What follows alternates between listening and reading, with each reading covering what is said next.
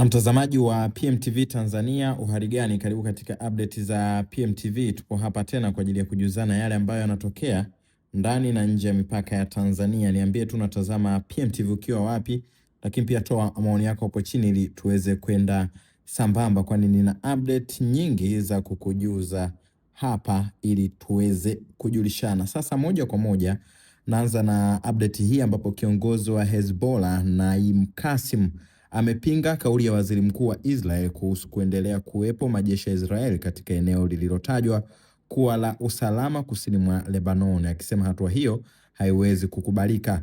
Akizungumza jana Jumapili Juni 22, 2026 katika hotuba iliyorushwa moja kwa moja kupitia televisheni, Qassem amesema hakuna uwezekano wa majeshi ya Israel kubaki nchini Lebanon, akisisitiza kuwa ulinzi wa nchi hiyo ni jukumu la jeshi la taifa. Namnukuu hapa, anasema haiwezekani kwa majeshi ya Israeli kubaki nchini Lebanoni. Hakuna eneo la usalama kwa Israeli. Tuna jeshi la taifa ambalo lina jukumu la kulinda nchi na sisi tunashirikiana nalo, amesema Qassem. Kiongozi huyo wa Hezbollah ameitaja Israeli kuwa ni nchi adui na kusisitiza kuwa inapaswa kuondoka Lebanon.